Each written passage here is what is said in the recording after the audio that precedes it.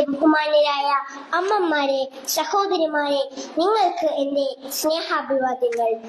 സ്ത്രീകളുടെ സാമൂഹിക തുല്യതയ്ക്കായുള്ള പോരാട്ടമാണ് ലോക വനിതാ ദിനം കൊണ്ട് ഐക്യരാഷ്ട്രസഭ ലക്ഷ്യം വെക്കുന്നത്. ദേശത്തിന്റെ അതിരുകൾക്കപ്പുറത്ത് മനുഷ്യൻ എവിടെയെല്ലാം അധിവസിക്കുന്നുവോ അവിടങ്ങളിൽ എല്ലാമുള്ള വനിതകൾക്കായി അവരുടെ അന്തസ്സിനെ, ആത്മാഭിമാനത്തെ, ആഭിജാത്യത്തെ, ഒറ്റ വാക്കിൽ പറഞ്ഞാൽ അവളുടെ വിലമതിക്കാനാവാത്ത സ്വത്വബോധത്തെ വാനത്തോളം വിളംബരം ചെയ്യാനായി വനിതകൾക്കായി ഒരു ദിനം. എല്ലാ വർഷവും മാർച്ച് 8-നാണ് രാജ്യാന്തര വനിതാ ദിനം നാം ആചരിക്കുന്നത്.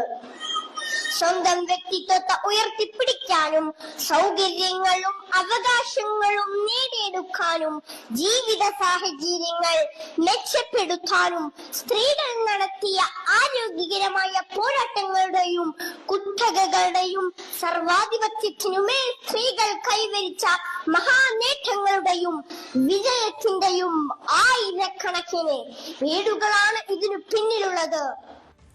ഈ സോഷ്യൽ മീഡിയ പോസ്റ്റുകൾ പരതിയപ്പോൾ, FB പോസ്റ്റുകളിലൂടെ പോയപ്പോൾ എൻ്റെ വോളിൽ വന്ന ഒരു വീഡിയോയാണ്.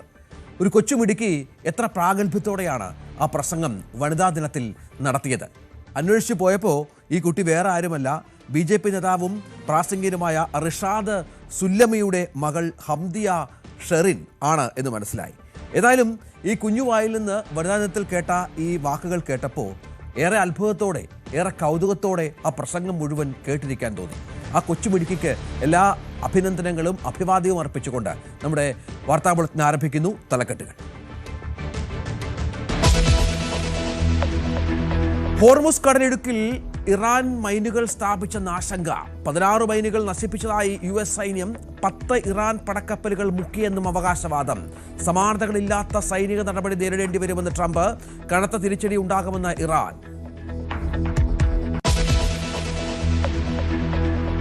ഇറാന്റെ സൈനിക ശക്തി പൂർണ്ണമായും തകർന്നടിഞ്ഞുവെന്ന് അമേരിക്ക. 24 മണിക്കൂറിനുള്ളിൽ ഇറാൻ വിക്ഷേപിച്ച മിസൈലുകളുടെ എണ്ണത്തിൽ വൻ കുറവുണ്ടായി.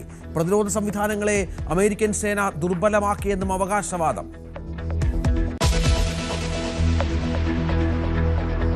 ഖത്തറിലെ ഗ്യാസ് പാടങ്ങൾക്ക് നേരെ ഇറാന്റെ മിസൈൽ ആക്രമണം. ഉൽപാദനം നിർത്തിവെച്ച് ഖത്തർ എനർജി. ലോകത്തിലെ ഏറ്റവും വലിയ പ്രകൃതിവാതക കയറ്റുമതി കമ്പനി ഉൽപാദനം നിർത്തിയതോടെ പ്രതിസന്ധി രൂക്ഷം. 750-ലേറെ ചരക്ക് കപ്പലുകൾ വിവിധ തുറമുഖങ്ങളിൽ കുടുങ്ങിക്കിടക്കുന്നു. പശ്ചിമേഷ്യൻ യുദ്ധത്തിനിടെ രാജ്യത്ത് പാചകവാതക ലഭ്യതയിൽ വൻ പ്രതിസന്ധി. ഹോട്ടൽ മേഖലയിൽ കടുത്ത ആശങ്ക. ക്ഷാമം നേരിടാൻ അടിയന്തര നടപടിക്ക് സർക്കാർ.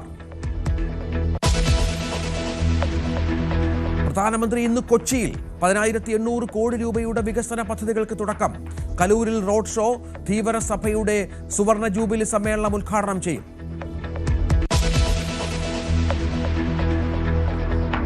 പ്രധാനമന്ത്രി പങ്കെടുക്കുന്ന പരിപാടി ബഹിഷ്കരിക്കാൻ സർക്കാർ. ക്രമപ്രകാരമല്ല മുഖ്യമന്ത്രിയെ ക്ഷണിച്ചതെന്ന് പരാതി. ഇന്നലെ വൈകിയാണ് ക്ഷണം വന്നതെന്ന് വിശദീകരണം. ദേശീയപാത ഉദ്ഘാടന ചടങ്ങിൽ പൊതുമരാമത്ത് മന്ത്രിയെയും ഒഴിവാക്കി. മഹാരാഷ്ട്ര നിയമസഭയിലും സഞ്ജു തരംഗം. സഞ്ജുവിനെ വാനോളം പുകഴ്ത്തി മഹാരാഷ്ട്ര മുഖ്യമന്ത്രി. സഞ്ജുവിൻ്റേത് അസാമാന്യ പ്രകടനമെന്ന് ദേവേന്ദ്ര ഫട്നാവിസ്. ശുഭ്മാൻ ഗില്ലോ, അക്സർ പട്ടേലോ അല്ല, സഞ്ജു സാംസൺ ഇന്ത്യയുടെ അടുത്ത T20 നായകനെന്ന് മുഹമ്മദ് കൈഫ്. 2022 ലോകകപ്പിലെ അഭിമാന ജയം ആഘോഷിക്കാൻ ടീം ഇന്ത്യ. വിജയാഘോഷം ഡൽഹിയിൽ. ടീമിന് 131 കോടി പാരിതോഷികം. ലോകത്ത് യുദ്ധം അതിൻ്റെ മൂർധന്യാവസ്ഥയിലേക്ക് എത്തുമ്പോൾ വലിയ ആശങ്കകൾ പടരുകയാണ്. അതിലൊന്നാണ് ഹോർമുസ് കടലിടുക്കിൽ മൈനുകൾ ഇറാൻ വിതറിയിട്ടുണ്ട് എന്ന വാർത്തകൾ പുറത്തു വരുന്നത്. 16ഓളം മൈനുകൾ അമേരിക്ക നശിപ്പിച്ചതായി US സൈന്യം വ്യക്തമാക്കിയ പശ്ചാത്തലമുണ്ട്. ഒപ്പം 10ഓളം ഇറാൻ കപ്പലുകൾ മുക്കിയെന്നും അമേരിക്ക അവകാശപ്പെടുന്നു. ഇറാന്റെ ആകാശത്തും കടലിലും US-ഉം ഇസ്രായേലും ആക്രമണം കടുപ്പിക്കുകയാണിപ്പോൾ. ഹോർമുസ് കടലിടുക്കിലെ ഈ മൈനുകളുമായി ബന്ധപ്പെട്ട് വലിയ ആശങ്ക അമേരിക്ക പങ്കുവെക്കുന്ന പശ്ചാത്തലമുണ്ട്. ട്രംപിന്റെ പുതിയ ഭീഷണി ഇറാനെ പൂർണ്ണമായും നശിപ്പിക്കും എന്നാണ്. സുപ്രധാനമായ കടലിടുക്കിൽ മൈനുകൾ സ്ഥാപിച്ചിട്ടുണ്ടെങ്കിൽ സമാനതകളില്ലാത്ത സൈനിക നടപടി നേരിടേണ്ടി വരുമെന്നാണ് മുന്നറിയിപ്പ്. സോഷ്യൽ മീഡിയ പ്ലാറ്റ്ഫോമായ ട്രൂത്ത് സോഷ്യലിലൂടെ ആയിരുന്നു ഈ സന്ദേശമടക്കം വന്നിരിക്കുന്നത്. ഏതായാലും അത് ഉടൻ നീക്കം ചെയ്യണം എന്നും ഇറാനോട് ട്രംപ് ആവശ്യപ്പെടുന്ന പശ്ചാത്തലമുണ്ട്. വലിയ പ്രത്യാഘാതങ്ങൾ ഉണ്ടാകും, അത് വലിയ തോതിൽ ഇറാനെ ബാധിക്കും എന്നും പറയുന്നു. ആവർത്തന നീക്കം ചെയ്യണമെന്ന മുന്നറിയിപ്പ് അമേരിക്ക നൽകുന്ന പശ്ചാത്തലമൊക്കെ ഉണ്ട്. ഏതായാലും ഈ ബോട്ടുകളും മറ്റും മയക്കുമരുന്ന് കടത്തുന്ന ബോട്ടുകളും മറ്റും നശിപ്പിക്കാൻ ഉപയോഗിക്കുന്ന അതേ മൈനും സാങ്കേതിക വിദ്യയും ഒക്കെയാണ് ഹോർമുസ് കടലിടുക്കിൽ ഇറാൻ ഇപ്പോൾ ഉപയോഗിച്ചിരിക്കുന്നത് എന്നാണ് മനസ്സിലാകുന്നത്.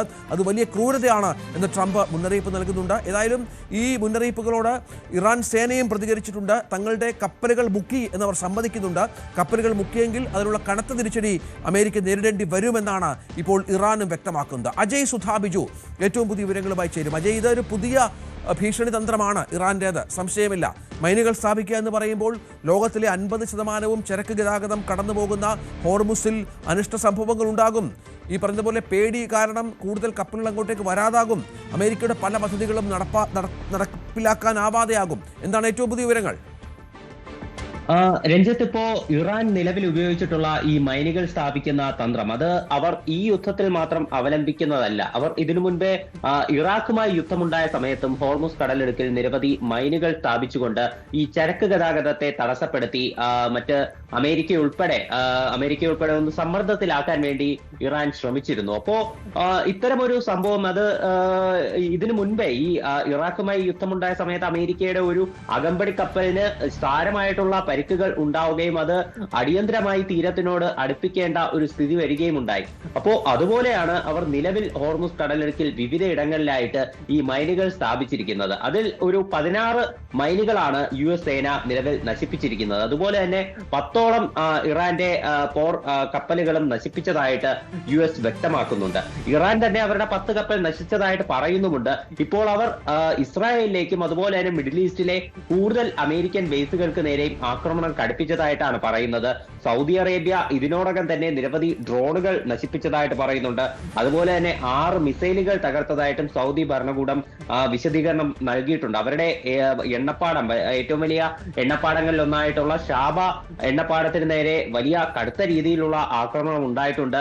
അപ്പോ ഇതിന് നേരെ പതിച്ചിട്ടുള്ള ഈ മിസൈലുകളെ എല്ലാം വിജയകരമായി പ്രതിരോധിക്കാൻ സാധിച്ചതായിട്ടാണ് ഇപ്പോൾ സൗദി ഭരണകൂടം വ്യക്തമാക്കുന്ന ഒരു കാര്യമെന്ന് പറയുന്നത്. എന്തായാലും പശ്ചിമേഷ്യയിൽ പലയിടങ്ങളിലേക്കും ഈ ആക്രമണം കടുപ്പിച്ചിട്ടുണ്ട്.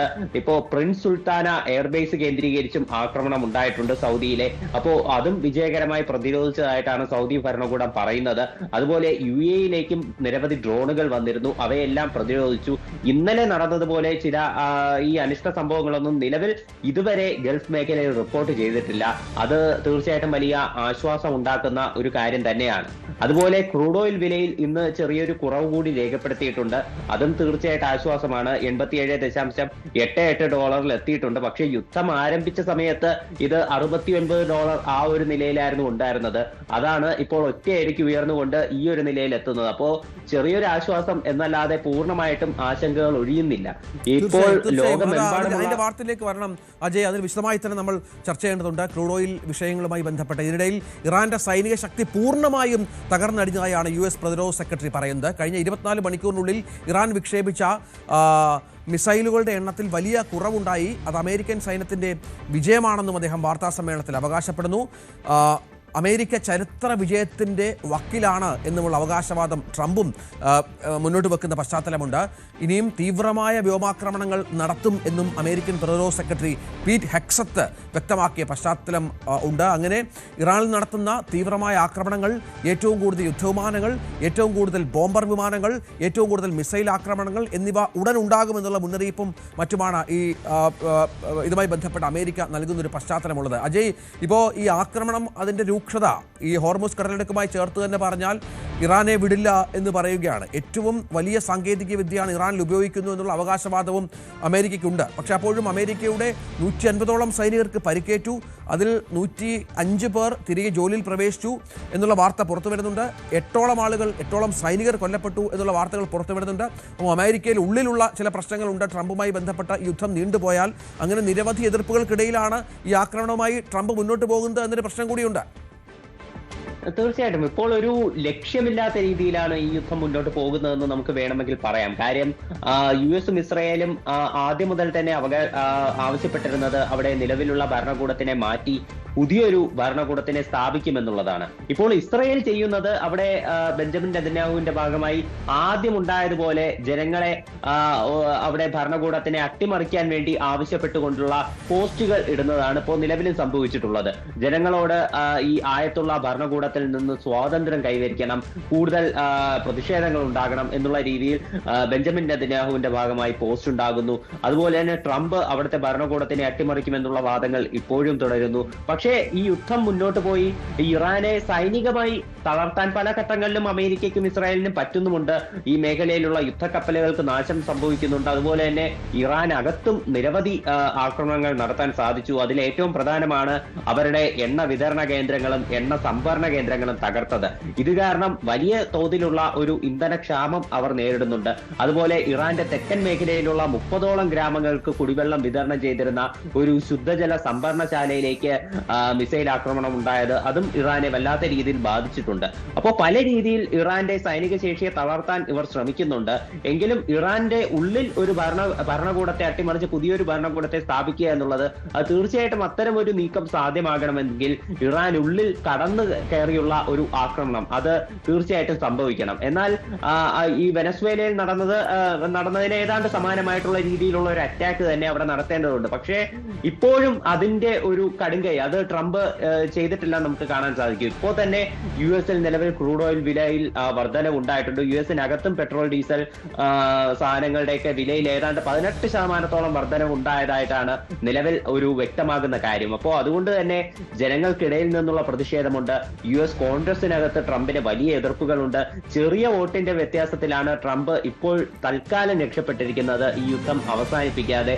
എങ്കിലും ഈ ആക്രമണം മുന്നോട്ട് പോയി US-നകത്ത് കടുത്ത വിലക്കയറ്റം ഉണ്ടാവുകയാണെങ്കിൽ അത് വലിയ തോതിൽ ട്രംപിന് ഒരു തിരിച്ചടിയാകാൻ സാധ്യതയുണ്ട്. അങ്ങനെയാണെങ്കിൽ ഈ യുദ്ധത്തിൽ അവർ ഉദ്ദേശിച്ച ഒന്നും ചെയ്യാൻ സാധിക്കാതെ അവർക്ക് തോറ്റു മടങ്ങേണ്ടി വരും. ആകെ മുന്നോട്ട് വെക്കാൻ കഴിയുന്ന ഒരു വിജയം എന്ന് പറയുന്നത് ഇറാന്റെ സൈനിക ശേഷി അത് മുൻപത്തേതിനേക്കാൾ കുറയ്ക്കാനായി, അതുപോലെ പല മിസൈൽ കേന്ദ്രങ്ങളും അതുപോലെ ആണവ ഫെസിലിറ്റികളും തകർക്കാനായി എന്നുള്ളതാണ്. ഇപ്പോൾ ടെഹ്റാനുള്ളിലുള്ള ഒരു ആണവ പരീക്ഷണ ലാബ് തകർത്തതായിട്ട് ഇസ്രായേൽ മാധ്യമമായിട്ടുള്ള ചാനൽ 12 അവകാശപ്പെടുന്നുണ്ട്. എന്നാൽ തീർച്ചയായും അജയ് തുടരുക.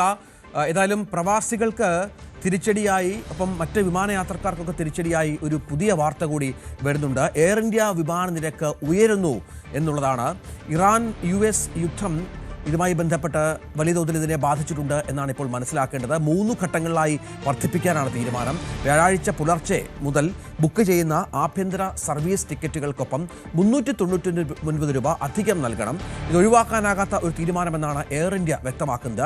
വിമാന ഇന്ധന വില കുതിച്ചുയരുന്ന പശ്ചാത്തലമാണ് ഇത്തരത്തിൽ എയർ ഇന്ത്യ ഈ ഒരു തീരുമാനത്തിന് പ്രേരിപ്പിച്ചത്.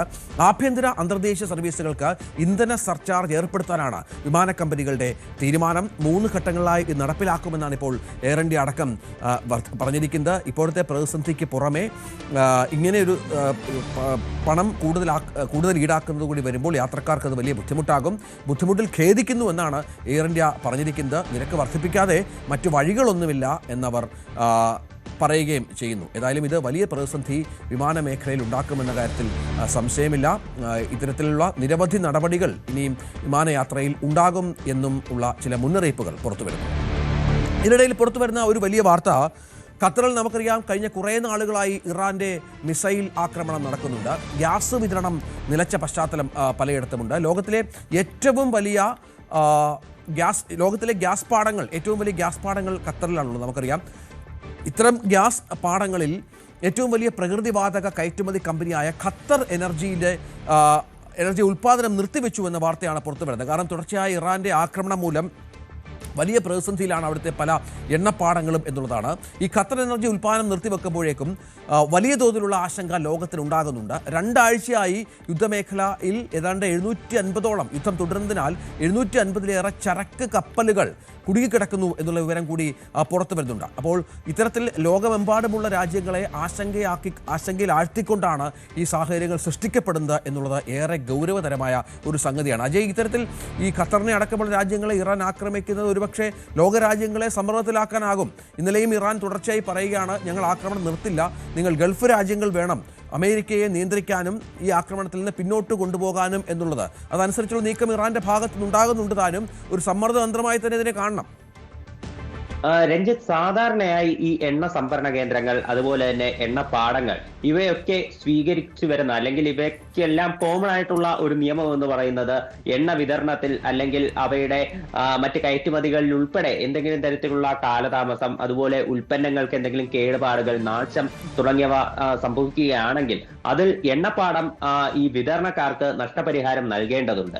പക്ഷേ നിലവിലെ സാഹചര്യത്തിൽ ഇപ്പോ സൗദി അറേബ്യ അതുപോലെ ഖത്തർ അടക്കം ഇപ്പോ ഗൾഫ് മേഖലയിലുള്ള പല രാജ്യങ്ങളും ഇവർക്ക് ഈ എണ്ണപ്പാടങ്ങൾക്ക്, എണ്ണ സംഭരണ കേന്ദ്രങ്ങൾക്ക് പ്രത്യേക ഇൻഷുറൻസും അതുപോലെ തന്നെ പ്രത്യേക ഇളവുകളും ഒക്കെ അനുവദിച്ചിരിക്കുകയാണ്. അതായത് ഇപ്പോൾ നിലവിൽ അവിടങ്ങളിലൊക്കെ ഉള്ള ഒരു വിജ്ഞാപനം അനുസരിച്ച് പറയുന്നത്, ഈ എണ്ണപ്പാടങ്ങളിൽ നിന്ന് അല്ലെങ്കിൽ എണ്ണ സംഭരണ കേന്ദ്രങ്ങളിൽ നിന്ന് വരുന്ന ഉൽപ്പന്നങ്ങൾക്ക് എന്തെങ്കിലും കേടുപാടുകൾ സംഭവിച്ചാലോ വിതരണത്തിൽ കാലതാമസം നേരിട്ടാലോ ഈ കമ്പനികൾ നഷ്ടപരിഹാരം നൽകാൻ ഉത്തരവാദികളായിരിക്കില്ല എന്നാണ് പറയുന്നത്. അത് നിലവിലെ സാഹചര്യം കണക്കിലെടുത്ത് കൂടിയാണ്.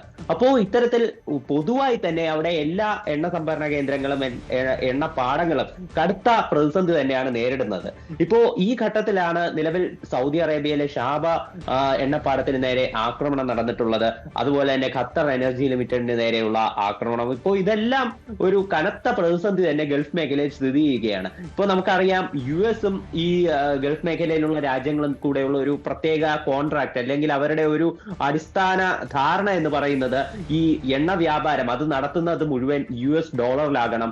അപ്പോൾ US ഡോളർ വഴി അത് അമേരിക്കയ്ക്ക് നേട്ടമാണ്. അപ്പോൾ അമേരിക്ക തിരിച്ച് ഈ ഗൾഫ് മേഖലയിലെ രാജ്യങ്ങൾക്ക് ചെയ്യുന്ന സഹായം എന്ന് പറയുന്നത് സൈനിക സഹായവും അതുപോലെ അവരുടെ സുരക്ഷയുമാണ്.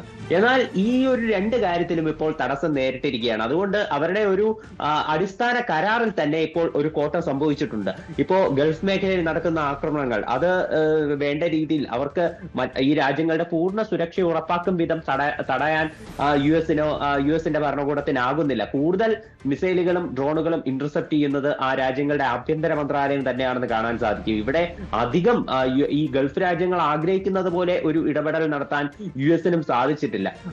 അതുപോലെ തന്നെ ഇപ്പോൾ വ്യാപാരം മുഴുവൻ മുടങ്ങിയിരിക്കുന്ന പശ്ചാത്തലത്തിൽ ഡോളറിന്റെ ആ ഒരു ശക്തിയും അതും നിലവിൽ ക്ഷയിക്കുകയാണ്. ഇപ്പോ ഈ സ്റ്റോക്ക് മാർക്കറ്റിൽ ഉൾപ്പെടെ ഇപ്പോ കഴിഞ്ഞ 2 ദിവസമായി വലിയ ഇടിവുണ്ടായിരുന്നു. ഇന്നാണ് കുറച്ചെങ്കിലും അതൊന്ന് മെച്ചപ്പെടുന്ന സാഹചര്യം ഉണ്ടായത്. അപ്പോൾ ഈ പൂർണ്ണ തോതിൽ ഈ വ്യാപാരവും മൊത്തം തടസ്സപ്പെട്ടിരിക്കുന്ന സാഹചര്യത്തിൽ എങ്ങനെയെങ്കിലും ഈ വ്യാപാരം മാത്രം ഒന്ന് പുനഃസ്ഥാപിച്ച് കിട്ടിയാൽ മറ്റ് യുദ്ധകാര്യത്തിൽ ഇറാനെ തടയുന്നത് അല്ലെങ്കിൽ അവരെ വീക്കൻ ചെയ്യുന്നത് അത് US-ന് ഏതെങ്കിലും തരത്തിൽ സാധിക്കും. അപ്പോൾ അതുകൊണ്ട് തന്നെ വ്യാപാരം പുനഃസ്ഥാപിക്കാനുള്ള വഴികളാണ് ട്രംപ് നിലവിൽ തേടുന്നത്. അതുകൊണ്ട് തന്നെയാണ് ഹോർമുസ് കടലിടുക്കിലേക്കുള്ള അമേരിക്കയുടെ ഒരു പ്രതിരോധം അത് കൂടുതൽ ശക്തമാക്കിയിരിക്കുന്നത്. തീർച്ചയായും അജയ്, ഇറാന്റെ പുതിയ നേതാവ് മൊജ്തബ ഖമേനിക്ക് പാക് പ്രധാനമന്ത്രിയുടെ അഭിനന്ദനം വന്നിരിക്കുന്നു. ഇറാന്റെ പരമോന്നതാവ് മൊജ്തബ ഖമേനിയെ പാകിസ്ഥാൻ പ്രധാനമന്ത്രി ഷഹബാസ് ഷരീഫാണ് അഭിനന്ദിച്ച് കത്തയച്ചിരിക്കുന്നത്. പിതാവ് അയത്തുള്ള അലി ഖമേനിയുടെ മരണത്തിൽ അനുശോചനവും രേഖപ്പെടുത്തിയിട്ടുണ്ട്. പുതിയ ചുമതലകൾ ഏറ്റെടുത്തതിന് മൊജ്തബയെ അഭിനന്ദിക്കുകയാണ്. ഖമേനിയുടെ അന്ത്യത്തിൽ ഇറാനിലെ സഹോദര തുല്യരായ ജനതയോട് പാക് ജനതയുടെ അനുശോചനങ്ങളും പ്രാർത്ഥനകളും അറിയിക്കുന്നതായാണ് ഷഹബാസ് ഷരീഫ് കത്തിൽ സൂചിപ്പിച്ചിരിക്കുന്നത്. ഖമേനിയുടെ രക്തസാക്ഷിത്വം പാക് ജനതയെ അതീവ ദുഃഖിതരാക്കിയിട്ടുണ്ടെന്നും ഈ ദുഷ്കരമായ സമയത്ത് ഇറാനിലെ നേതൃത്വത്തോടും ജനങ്ങളോടും ഐക്യദാർഢ്യം പ്രഖ്യാപിക്കുന്നുവെന്നും പാക് പ്രധാനമന്ത്രി കൂട്ടിച്ചേർത്തു. ഇതിനിടെ ബംഗ്ലാദേശിന് ഇന്ത്യ വലിയ സഹായവുമായി രംഗത്ത് വന്നിരിക്കുകയാണ്. പശ്ചിമേഷ്യയിലെ യുദ്ധം ആഗോള ഊർജ്ജ സുരക്ഷയ്ക്ക് ഭീഷണിയാകുന്നതിനിടയിൽ ഇന്ത്യയിൽ നിന്ന് ബംഗ്ലാദേശിലേക്കുള്ള ഡീസൽ വിതരണം അതിർത്തി കടന്നുള്ള പൈപ്പ് ലൈൻ വഴി പുനരാരംഭിച്ചിരിക്കുകയാണ്. അസമിലെ നുമാലിഗഡ് റിഫൈനറിൽ നിന്നുള്ള ആദ്യ ഗഡുവായ 5000 ടൺ ഡീസൽ എത്തിയെന്ന് Bangladesh petroleum corporation chairman Muhammad Raisanur Rahman അറിയിച്ചു. US-ഇസ്രായേൽ ഇറാൻ യുദ്ധം കാരണം ആഗോള എണ്ണ വിതരണത്തിലുണ്ടായ തടസ്സങ്ങൾ മൂലം ബംഗ്ലാദേശ് നേരിടുന്ന കടുത്ത ഇന്ധനക്ഷാമത്തിന് ഈ നീക്കം വലിയ ആശ്വാസമാകും. ഇന്ത്യ ബംഗ്ലാദേശ് സൗഹൃദ പൈപ്പ് ലൈൻ വഴിയാണ് ഈ ഇന്ധന കൈമാറ്റം നടക്കുന്നത്. 2023 മാർച്ചിൽ ഇന്ത്യൻ പ്രധാനമന്ത്രി നരേന്ദ്രമോദിയും ബംഗ്ലാദേശ് മുൻ പ്രധാനമന്ത്രി ഷെയ്ഖ് ഹസീനയും ചേർന്നാണ് ഈ പൈപ്പ് ലൈൻ ഉദ്ഘാടനം ചെയ്തത്. അസമിലെ നുമാലിഗഡ് മുതൽ വടക്കൻ ബംഗ്ലാദേശിലെ ദിനാജ്പൂരിലുള്ള പർബതിപൂർ ഡിപ്പോ വരെയാണ് ഈ പൈപ്പ് ലൈൻ നീളുന്നത്. ഇത് വലിയ തോതിലുള്ള എണ്ണ നീക്കത്തിലുള്ള കുറവും സംഭവിച്ചിട്ടുണ്ട്. ഇതിനിടെ കൗതുകകരമായ ഒരു പരാമർശം വരുന്നത് യൂറോപ്യൻ യൂണിയന്റെ ഭാഗത്തു നിന്നാണ്. റഷ്യയാണ് ഈ യുദ്ധത്തിൽ ഏക വിജയി എന്നാണ് യൂറോപ്യൻ യൂണിയന്റെ നിഗമനം. കാരണം അതിനൊരു പ്രത്യേക കാരണമുണ്ട്. യൂറോപ്യൻ യൂണിയൻ മേധാവി അന്റോണിയോ കോസ്റ്റ പറയുന്നതിന് അമേരിക്ക ഇസ്രായേൽ ആക്രമണവും ഇറാന്റെ തിരിച്ചടിയും തുടർന്നുണ്ടായ ഊർജ്ജ പ്രതിസന്ധിയിലും റഷ്യയ്ക്ക് വൻ സാമ്പത്തിക ലാഭം ലഭിച്ചുവെന്നാണ് അദ്ദേഹം പറയുന്നത്. യുക്രൈനിൽ നിന്ന് ശ്രദ്ധയും സൈനിക ശേഷികളും പശ്ചിമേഷ്യയിലേക്ക് തിരിച്ചുവിട്ടത് റഷ്യയ്ക്ക് ഗുണം ചെയ്തുവെന്നും യൂറോപ്യൻ കൗൺസിലിന്റെ അധ്യക്ഷൻ കൂടിയായ കോസ്റ്റ പറഞ്ഞു. ഇതുവരെ ഈ യുദ്ധത്തിൽ ഒരു വിജയി മാത്രമേ ഉള്ളൂ, അത് റഷ്യയാണ്. അദ്ദേഹം ബ്രസൽസിലെ യൂറോപ്യൻ യൂണിയൻ അംബാസഡർമാരോട് സംസാരിക്കുകയാണെന്ന് പറഞ്ഞത്. എണ്ണവില ഉയരുന്നത് വഴി റഷ്യയ്ക്ക് വലിയ ലാഭം ലഭിക്കുകയും ചെയ്യും. പക്ഷേ ഒരു ആശങ്ക കൂടി പങ്കുവെക്കുന്നത് ഇതിലൂടെ ലഭിക്കുന്ന പണം യുക്രൈനെതിരെയുള്ള സൈനിക നടപടികൾക്ക് റഷ്യ ഉപയോഗിക്കുന്നു എന്നുള്ള ആശങ്കയും ആക്ഷേപവും അന്റോണിയോ കോസ്റ്റ പങ്കുവെക്കുന്നുണ്ട്. ഒരിടവേളയാണ്. ഇടവേളയ്ക്ക് ശേഷം കൂടുതൽ വാർത്തകളുമായി തിരിച്ചെത്താം.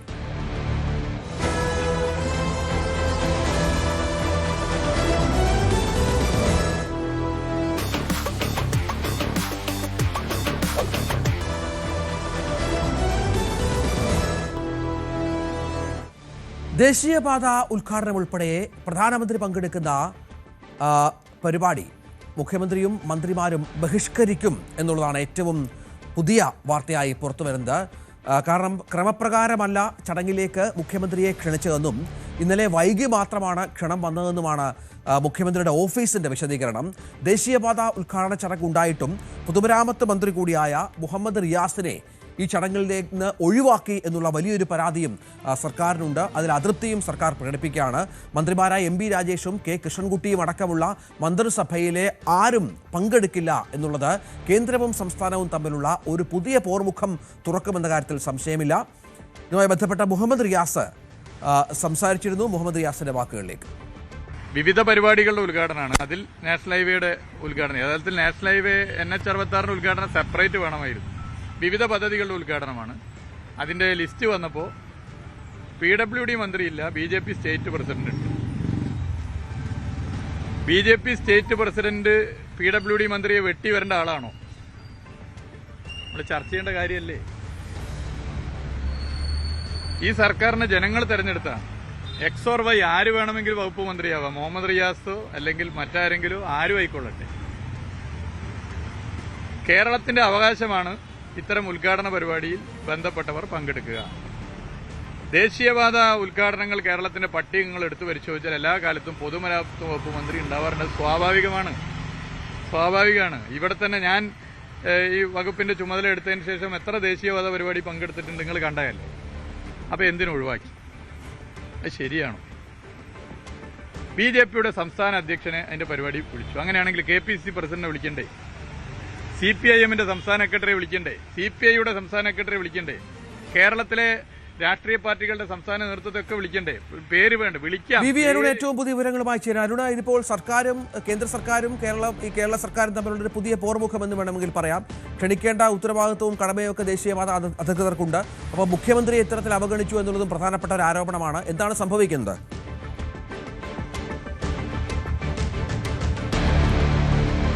തെരഞ്ഞെടുപ്പിന് തൊട്ടു മുമ്പ് പ്രധാനമന്ത്രി സന്ദർശനം, അതിൽ രാഷ്ട്രീയമുണ്ട് എന്ന് വ്യക്തമാണ്. BJPയുടെ തെരഞ്ഞെടുപ്പ് റാലി അദ്ദേഹം NDAയുടെ തെരഞ്ഞെടുപ്പ് റാലി ഉദ്ഘാടനം ചെയ്തിട്ടുണ്ട്. പക്ഷെ അതിന് ഒപ്പം തന്നെയാണ് കേന്ദ്ര സർക്കാരിന്റെ വിവിധ പദ്ധതികളുടെ ഉദ്ഘാടനം, കേന്ദ്ര സംസ്ഥാനവുമായി ഒരുമിച്ച് ചെയ്യുന്ന പദ്ധതികളുടെ ഉദ്ഘാടനവും അദ്ദേഹം നിർവഹിക്കുന്നുണ്ട്. വികസിത കേരളം വികസിത ഭാരതം എന്ന തലക്കെട്ടിൽ പ്രധാനമന്ത്രിയുടെ ഓഫീസ് ഇന്ന് വലിയൊരു പരസ്യം ഇതുമായി ബന്ധപ്പെട്ട് നൽകുന്നുണ്ട്. കേരളത്തിൽ 10,800 കോടി രൂപയുടെ വികസന പദ്ധതികളെന്നാണ് അതിൽ വ്യക്തമാക്കുന്നത്. അതിലൂടെ ഏറ്റവും പ്രധാനപ്പെട്ട ഒന്ന് NH 65 തലപ്പാടി ചെങ്കള വെങ്ങളം രാമനാട്ടുകര 6 വരി പാതയുടെ ഉദ്ഘാടനമുണ്ട്. അതുപോലെ തന്നെ PMSGY റോഡുകൾ 101 കിലോമീറ്റർ കേരളത്തിൽ പൂർത്തി, അതിന്റെ ഉദ്ഘാടനമുണ്ട്. 3 അമൃത് സ്റ്റേഷനുകളുടെ നവീകരണം, പാലക്കാടിനും പൊള്ളാച്ചിക്കും ഇടയിലുള്ള ട്രെയിൻ സർവീസ് ഫ്ളാഗ് ഓഫ് ചെയ്യുന്നു. Shoranur Nilambur road railway line വൈദ്യുതീകരണമുണ്ട്. അങ്ങനെ പ്രധാനപ്പെട്ട പരിപാടികളാണ് ഉദ്ഘാടനം. അതിൽ മന്ത്രി മുഹമ്മദ് റിയാസിനെ ക്ഷണിച്ചിട്ടില്ല. മുഖ്യമന്ത്രിയെ ക്ഷണിച്ചത് സമയം വൈകിയും ക്രമപ്രകാരവുമല്ല എന്ന് മുഖ്യമന്ത്രിയുടെ ഓഫീസ് വ്യക്തമാക്കുന്നു. അങ്ങനെ മുഖ്യമന്ത്രി പിണറായി വിജയൻ പരിപാടിയിൽ പങ്കെടുക്കുന്നില്ല. പ്രധാനമന്ത്രിയുടെ ഓഫീസ് പുറത്തിറക്കിയ നോട്ടീസിലൊക്കെയുള്ള പേരുള്ളത് ഗവർണറും മുഖ്യമന്ത്രിയും ആ പേരുണ്ട്. പിന്നെ നിതിൻ ഗഡ്കരി അടക്കമുള്ള കേന്ദ്ര മന്ത്രിമാരുണ്ട്. സംസ്ഥാനത്ത് നിന്ന് അതിൽ ഉൾപ്പെടുത്തിയിരിക്കുന്നത് മന്ത്രി കെ കൃഷ്ണൻകുട്ടിയും മന്ത്രി എം ബി രാജേഷിനുമാണ്. പക്ഷേ രണ്ടുപേരും പങ്കെടുക്കുന്നതിനൊപ്പം BJP സംസ്ഥാന അധ്യക്ഷൻ രാജീവ് ചന്ദ്രശേഖരൻ പങ്കെടുക്കുന്നുണ്ട്. രണ്ട് മന്ത്രിമാരും പങ്കെടുക്കുന്നതിന് ഉറപ്പാണ്. സാധാരണ നിലയിൽ പ്രധാനമന്ത്രിയും ഇന്ത്യൻ പ്രസിഡന്റും അടക്കമുള്ള VVIPകൾ വരുമ്പോൾ മുഖ്യമന്ത്രി സ്വീകരിക്കാനുണ്ടാകണം. മുഖ്യമന്ത്രി ഇല്ലെങ്കിൽ മുഖ്യമന്ത്രി ചുമതലപ്പെടുത്തുന്ന മന്ത്രിസഭയിലെ മുതിർന്ന ഒരു അംഗം ആണ് മിനിസ്റ്റർ ഡെസിഗ്നേറ്റായി ഒപ്പം പോകേണ്ടത്. ഇന്ന് ക്യാബിനറ്റ് നിശ്ചയിച്ചത് അത് എം ബി രാജേഷിനെയാണ്. പക്ഷേ അദ്ദേഹം ഇത്തവണ പങ്കെടുക്കുന്നില്ല. അദ്ദേഹത്തിന്റെ മണ്ഡലത്തിലാണുള്ളതെന്ന് അറിയുന്നു. ഇപ്പോഴും ഒരു ആശയക്കുഴപ്പമുണ്ട് ഏത് മന്ത്രിയാണ് പങ്കെടുക്കുന്നത്. പക്ഷേ പി രാജീവ് പങ്കെടുത്തേക്കും. അത് പ്രോട്ടോകോൾ പ്രകാരം അത്തരത്തിലൊരു മന്ത്രി എപ്പോഴും പ്രധാനമന്ത്രി പരിപാടി കൂടെ വേണം. രാഷ്ട്രീയ പരിപാടികൾ അദ്ദേഹം ഒപ്പം ഉണ്ടാകില്ല. ബാക്കി എല്ലാ പരിപാടികളിലും സ്വീകരിക്കാനും യാത്ര അയക്കാനും ഒക്കെ ഉണ്ടാകണമെന്ന് നിബന്ധനയുണ്ട്. അതിന്റെ ഭാഗമായാണ് എം ബി രാജേഷിന്റെ പേര് നോട്ടീസ് വച്ചിരിക്കുന്നത്. പക്ഷേ അദ്ദേഹം പങ്കെടുക്കുന്നത് മറ്റൊരു കാരണം കൂടിയുണ്ട്. നേരത്തെ കഴിഞ്ഞ മാസം BJPയുടെ കോർപ്പറേഷൻ തലസ്ഥാനത്ത് വന്നതിനകത്തുനിന്ന് പ്രധാനമന്ത്രി പങ്കെടുത്ത പരിപാടിയുണ്ട്. അന്ന് മന്ത്രി എം ബി രാജേഷിന് പ്രധാനമന്ത്രിയുടെ സുരക്ഷാ വിഭാഗത്തിൽ നിന്ന് അപമാനം നേരിട്ടു എന്ന ആരോപണം ഉയർന്നു വന്നിരുന്നു. അദ്ദേഹത്തിന്റെ തിരിച്ചറിയൽ കാർഡ് അടക്കം സുരക്ഷാ ഉദ്യോഗസ്ഥർ ചോദിച്ചു. അദ്ദേഹം അഭിമാനിതനായി എന്ന വികാരം കാരണം ആ പരിപാടി ബഹിഷ്കരിച്ച് പോകാൻ ആദ്യം തീരുമാനമെടുത്തു. കാറിൽ വന്ന് അദ്ദേഹത്തെ പിന്നെ വീണ്ടും നിർബന്ധിച്ച് ആ പരിപാടിയിൽ പങ്കെടുപ്പിക്കുകയായിരുന്നു. അതുകൊണ്ട് തന്നെ എം ബി രാജേഷ് പരിപാടിയിൽ പങ്കെടുക്കുന്നില്ല. എം ബി രാജേഷിന് പകരം ഏതെങ്കിലും മന്ത്രി ഇനി ചുമതലപ്പെടുത്തുന്ന കാര്യം വ്യക്തതയില്ല. എറണാകുളത്തുള്ള മന്ത്രി പി രാജീവാണ്. സ്വാഭാവികം അദ്ദേഹം ഈ മിനിസ്റ്റർ ഡെസിഗ്നേറ്റായി മിനിസ്റ്റർ വെയിറ്റിംഗ് ആയി പങ്കെടുക്കേണ്ടി വരും. അല്ലെങ്കിൽ അതും വലിയ പ്രോട്ടോകോൾ ലംഘനമെന്ന വിവാദത്തിലേക്ക് മാറും. ഏതായാലും പ്രധാനമന്ത്രി പറയും ഇപ്പോൾ തന്നെ വിവാദമായിരിക്കുന്നു. മുഖ്യമന്ത്രിയെ ക്രമപ്രകാരം ക്ഷണിച്ചില്ല എന്ന് പറയുന്നു. പൊതുമരാമത്ത് മന്ത്രിയെ ക്ഷണിച്ചിട്ടുമില്ല. മറ്റു മന്ത്രിമാർ പങ്കെടുക്കുന്നുമില്ല. ശരി, വി അരുൺ വിവരങ്ങൾ പങ്കുവച്ചു. ഇതിനിടയിൽ പ്രധാനമന്ത്രിയുടെ പരിപാടി കൊച്ചിയിലാണ്. ഇന്ന് NDAയുടെ തെരഞ്ഞെടുപ്പ് റാലി ഉദ്ഘാടനം ചെയ്യുന്നുണ്ട്. കലൂരിൽ റോഡ് ഷോ ഉണ്ട്. വിവിധ പദ്ധതികളുടെ ഉദ്ഘാടനമുണ്ട്. മറൈൻ ഡ്രൈവിൽ അഖില കേരള ധീവര സഭയുടെ സുവർണ ജൂബിലി സമ്മേളനവുമുണ്ട്. അവിടെയാണ് മോദിയുടെ ആദ്യ പരിപാടി. എൽദോ പോൾ പുതുശ്ശേരി, ഡാനി പോൾ, നവമി ദിനേശ്, ആജ്ഞ രവീന്ദ്രൻ എന്നിവർ ഇതിന്റെ ഏറ്റവും പുതിയ വിവരങ്ങളുമായി ചേരും. ആദ്യം എൽദോയിലേക്കും നവമിയിലേക്കും പോകണം. ഞാൻ മനസ്സിലാക്കുന്നത് നിങ്ങളുള്ളത് കലൂരാണ് അല്ലേ? കലൂരിൽ വലിയ പരിപാടി, കലൂരിൽ റോഡ് ഷോ അടക്കമാണ് പ്ലാൻ ചെയ്തിരിക്കുന്നത്. വലിയ സുരക്ഷാ ക്രമീകരണങ്ങളുണ്ട്. എന്തൊക്കെയാണ് നവമി, എൽദോ അവിടുത്തെ വിശേഷങ്ങൾ?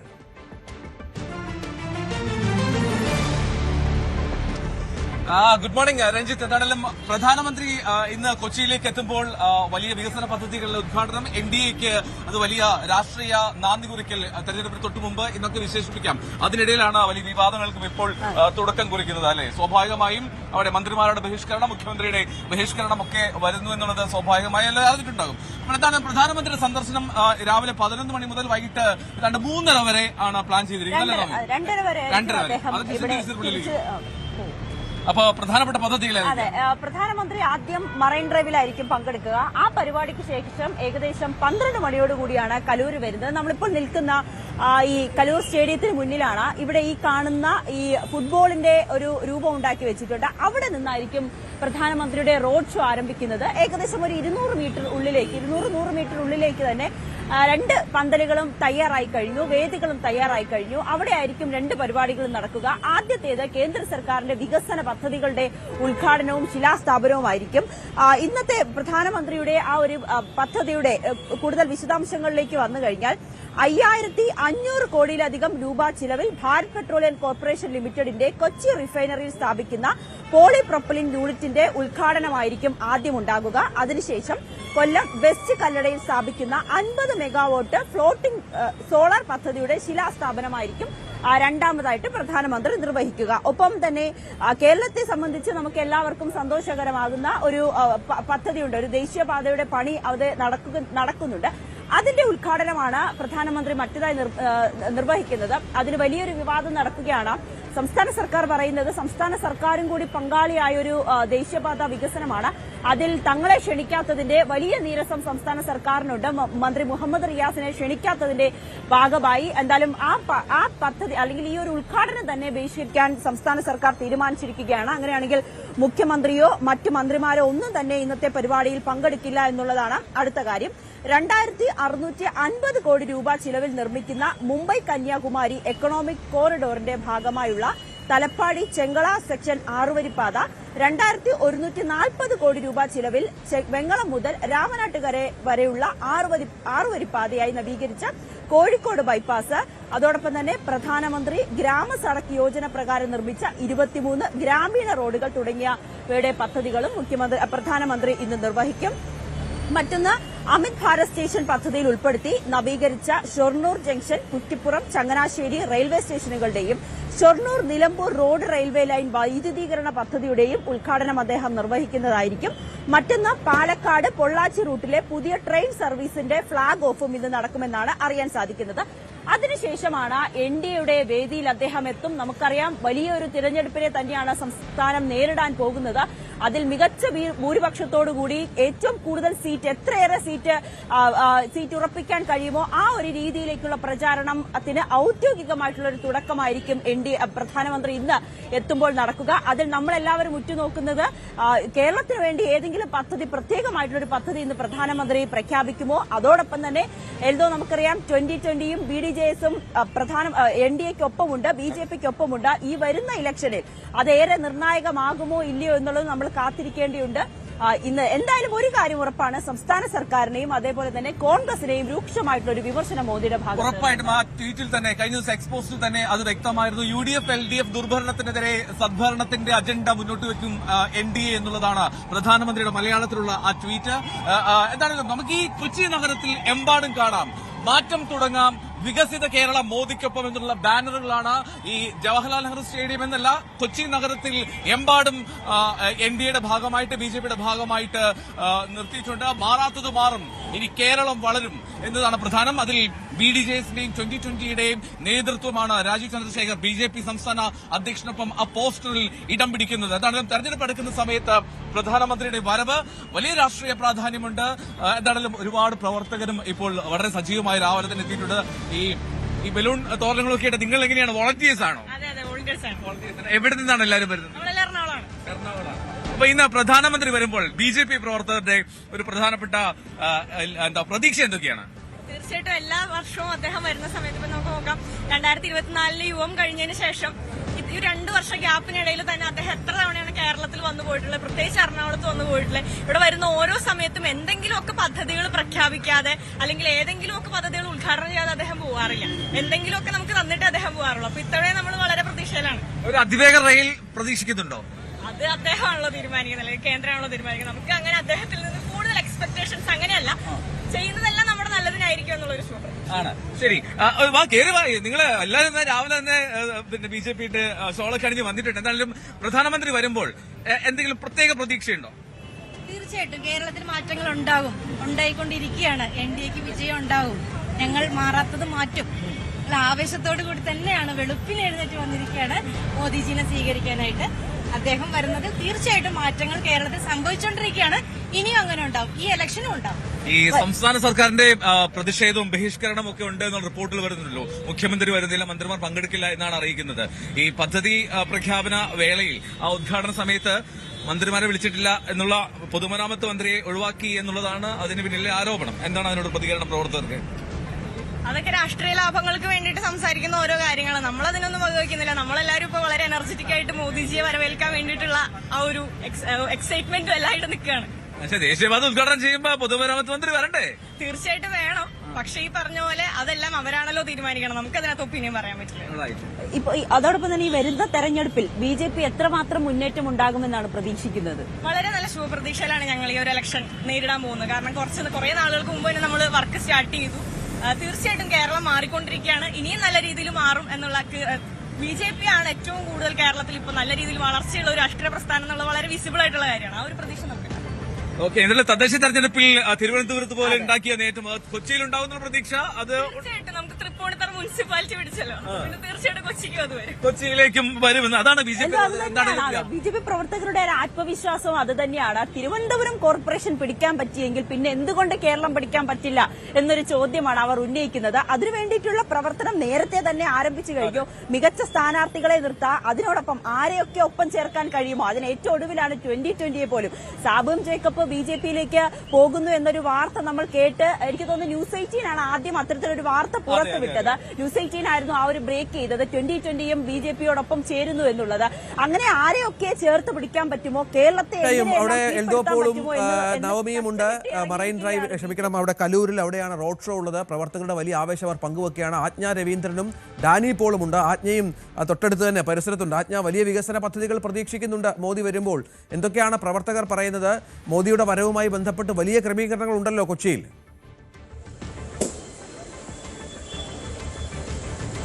തീർച്ചയായിട്ടും രഞ്ജിത്ത്, നമ്മളിപ്പോൾ കലൂരിലെ സ്റ്റേഡിയത്തിനടുത്ത് തന്നെയാണ് ഉള്ളത്.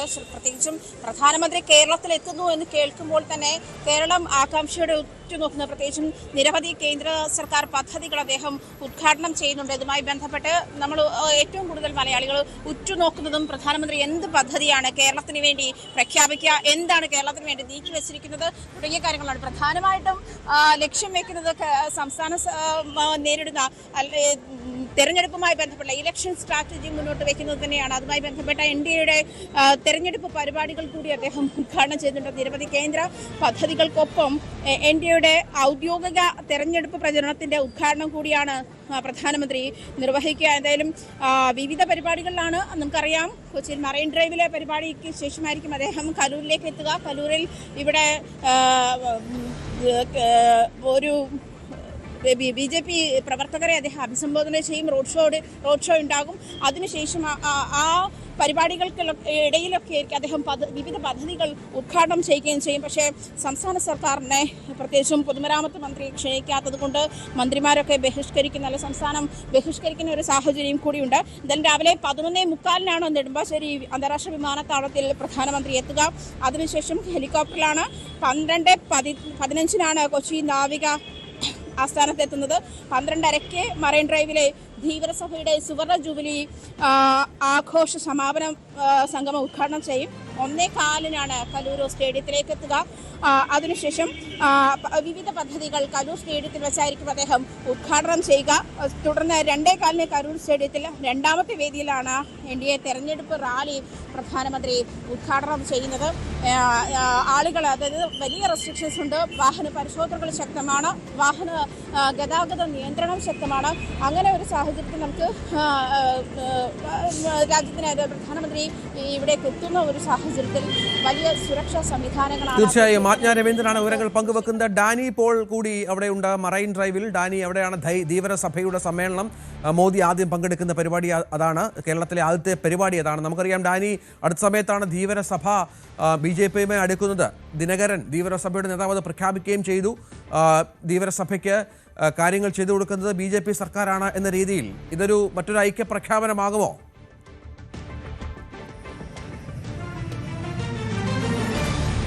രഞ്ജിത്ത, ഇതാ ധീവരസഭയുടെ അഖില കേരള ധീവരസഭയുടെ സുവർണ ജൂബിലി ആഘോഷങ്ങളുടെ ഒരു യോഗമാണ് എന്നതെല്ലാം തന്നെ വിശേഷിപ്പിക്കുന്നുണ്ടെങ്കിൽ കൂടി കൃത്യമായ രീതിയിലുള്ള ഒരു രാഷ്ട്രീയമായ ഒരു അജണ്ട ഇക്കാര്യത്തിൽ ഉണ്ട് എന്ന കാര്യത്തിൽ യാതൊരുവിധ സംശയവുമില്ല. പ്രത്യേകിച്ച് കഴിഞ്ഞ കുറേ നാളുകളായി ധീവരസഭ പറയുന്നത് കേരളത്തിലെ ഇടത് വലതു മുന്നണികൾ തങ്ങളെ മാറ്റി നിർത്തുന്നു, തങ്ങൾക്ക് ഒരു പരിഗണനയും നൽകുന്നില്ല എന്ന് പറയുന്നുണ്ട്.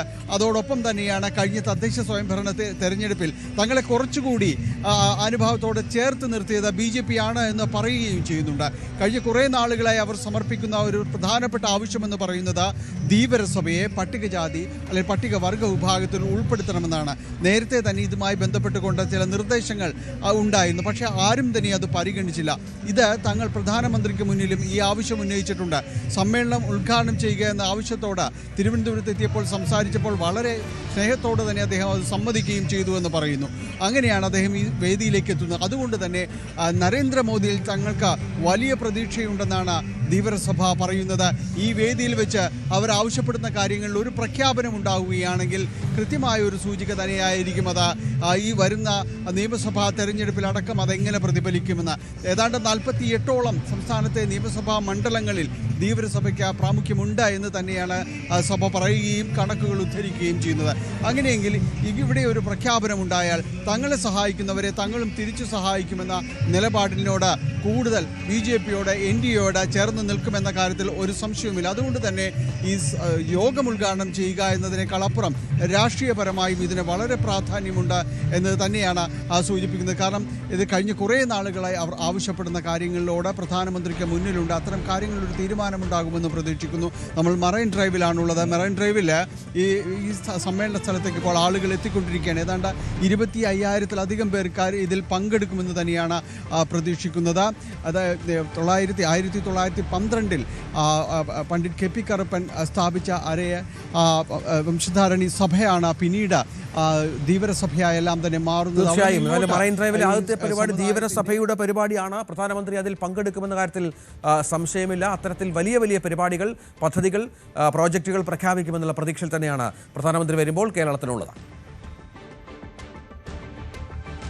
ഇടവേളയ്ക്ക് ശേഷം വാർത്തകൾ തുടരും.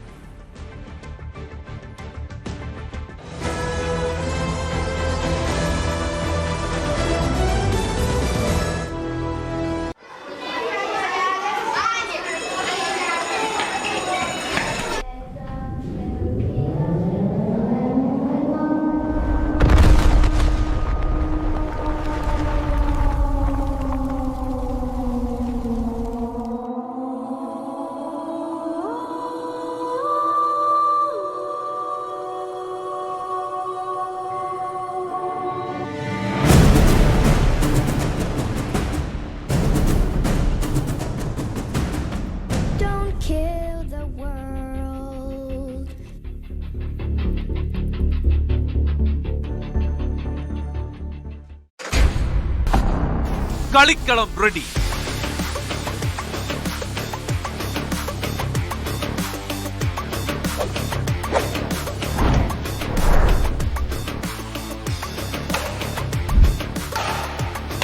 കേരളം എന്ന വലിയ കോട്ടിൽ ഇനി പോരാട്ടം മുറുകുന്നു.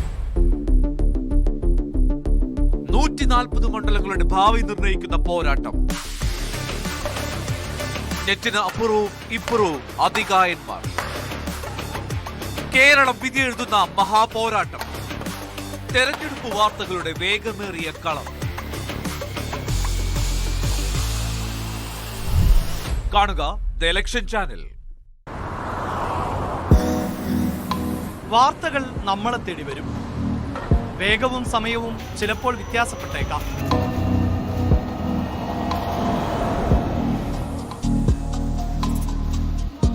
ഫ്ലാഷ് ന്യൂസുകളും ബ്രേക്കിംഗ് ന്യൂസുകളും പുറംകാഴ്ചകളായി ഓടിമറയും.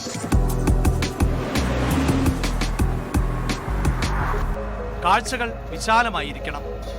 ഒരു വശം മാത്രമല്ല, എല്ലാ വശവും നമ്മളിലേക്ക് എത്തും.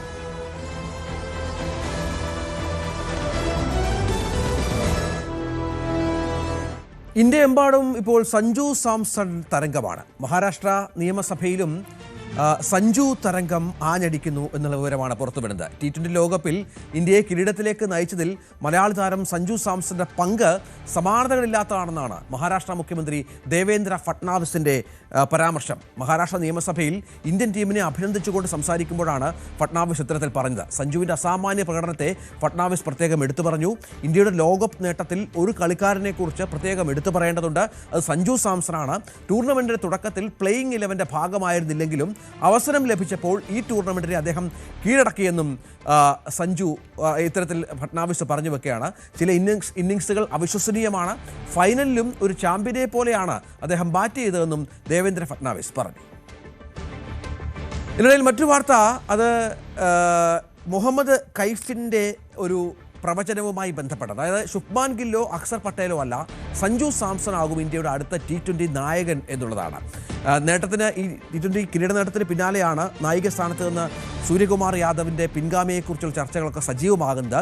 ലോകകപ്പിലെ മിന്നും പ്രകടനവും IPLലെ ക്യാപ്റ്റൻസി അനുഭവ പരിചയവും കണക്കിലെടുത്ത് സഞ്ജുവിനെ ക്യാപ്റ്റൻ സ്ഥാനത്തേക്ക് പരിഗണിക്കാവുന്നതാണെന്നാണ് മുഹമ്മദ് കൈഫിൻ്റെ പ്രവചനം.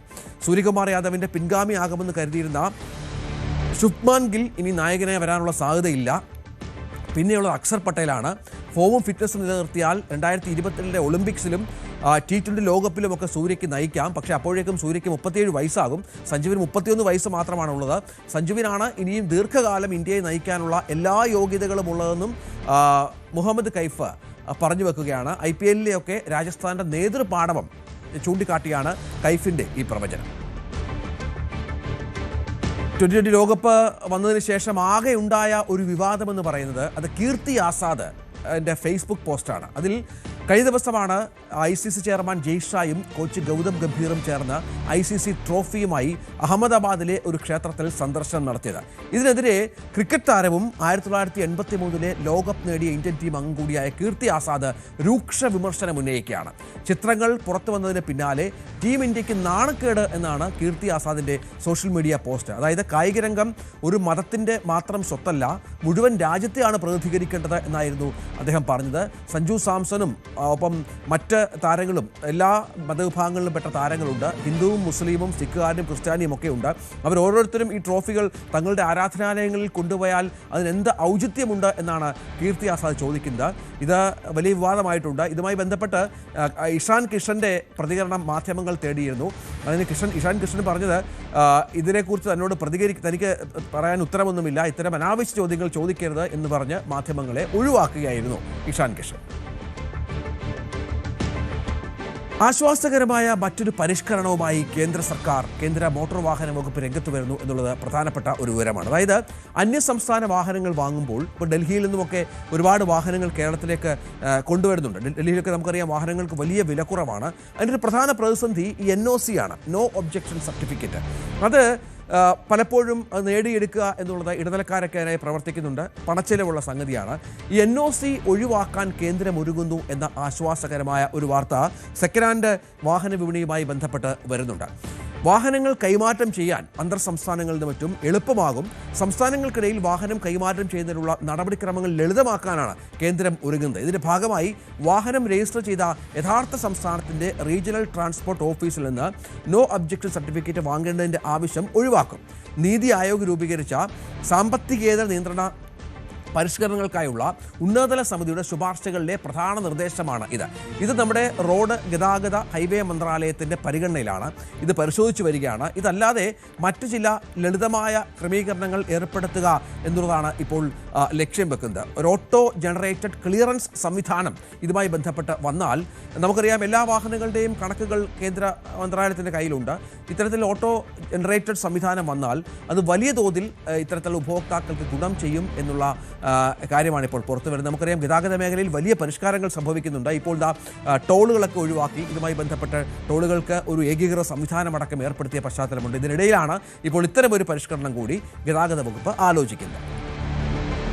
ദുരന്തർ 2 അതായത് ദുരന്തർ ദ റിവഞ്ച് മാർച്ച് 19 ലോകമെമ്പാടുമുള്ള തിയേറ്ററുകൾ പ്രദർശനത്തിനെത്തുന്നത്. ഈ ചിത്രത്തിൻ്റെ പ്രീ ബുക്കിംഗ് വലിയ തോതിൽ തരംഗമായിരിക്കുകയാണ്. അഡ്വാൻസ് ബുക്കിങ്ങിൽ വൻ കുതിപ്പുണ്ടായിരിക്കുന്നു. പെയ്ഡ് പ്രീമിയറുകൾക്ക് മാത്രം 8 കോടി രൂപ കളക്ഷൻ ലഭിച്ചു എന്നാണ് ഇപ്പോൾ ലഭ്യമാകുന്ന വിവരം. വിവിധ ടിക്കറ്റ് പ്ലാറ്റ്ഫോമുകളിലൂടെ 1 ലക്ഷത്തിൽ പരം ടിക്കറ്റുകൾ ഇതിനകം വിറ്റുപോയി എന്നാണ് നൽകുന്ന കണക്ക്. ഇത് മാത്രമല്ല 4 കോടി രൂപയുടെ ടിക്കറ്റുകൾ ആദ്യ മണിക്കൂറിൽ വിറ്റഴിച്ചുവെന്ന് പ്രധാനപ്പെട്ട വിവരമുണ്ട്. PVR, ഇനോക്സ്, സിനിപോളിസ് തുടങ്ങിയ മെട്രോ നഗരങ്ങളിലെ മൾട്ടിപ്ലക്സുകളിൽ 600 മുതൽ 900 രൂപ വരെ ടിക്കറ്റ് റേറ്റ് ഉയർന്നിരിക്കുന്നു. എത്ര രൂപ കൊടുത്തും ടിക്കറ്റ് എടുക്കാൻ ആളുകൾ തയ്യാറാണ്. ചില സ്ഥലങ്ങളിലൊക്കെ 1000 രൂപ വരെയാണ് ടിക്കറ്റുകൾ. രൺവീർ സിംഗിന്റെ സിനിമയാണ് ദുരന്തറിന്റെ ആദ്യ ഭാഗം വൻ ഹിറ്റായിരുന്നു.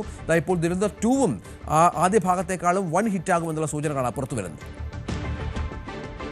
അനിയന്റെ വിജയം ക്യാമറയിൽ പകർത്തി ആസിഫ് അലി. സോഷ്യൽ മീഡിയയിൽ ഇത് തരംഗമാണ്. ചേട്ടച്ചൻ്റെ സ്നേഹം എന്നൊക്കെ പറഞ്ഞാണ് ഇത് സോഷ്യൽ മീഡിയയിലൂടെ ഇപ്പോൾ പ്രചരിക്കുന്നത്.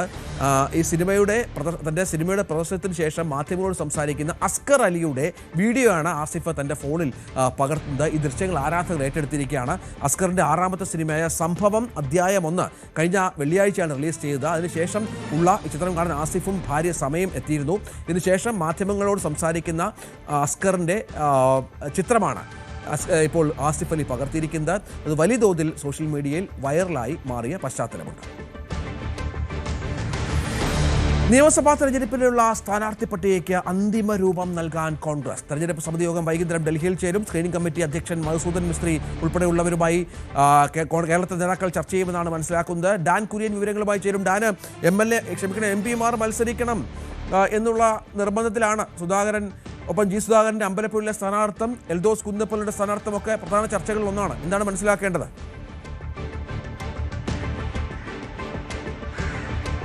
20 സിറ്റിംഗ് MLA-മാർ മത്സരിക്കുമെന്ന കാര്യം ഉറപ്പായി കഴിഞ്ഞു. പാലക്കാടും തൃപ്പൂണിത്തറയിലും പകരം പേരുകൾ വരും.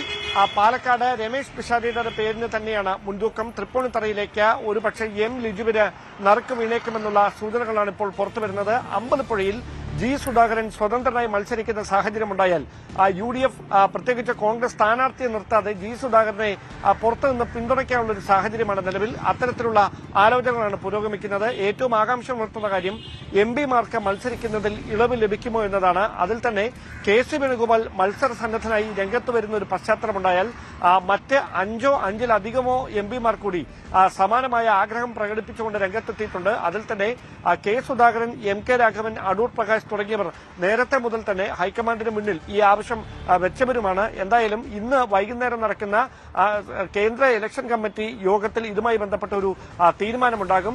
മധുസൂദനൻ മിസ്ത്രി ഉൾപ്പെടെയുള്ള നേതാക്കളുമായി കേരളത്തിൽ നിന്നുള്ള പ്രധാനപ്പെട്ട നേതാക്കൾ, പ്രതിപക്ഷ നേതാവും അതോടൊപ്പം തന്നെ KPCC അധ്യക്ഷനും തെരഞ്ഞെടുപ്പ് പ്രചാരണ സമിതി ചെയർമാൻ രമേശ് ചെന്നിത്തലയുമൊക്കെ വെവ്വേറെ ചർച്ചകൾ നടത്തുന്നുണ്ട്.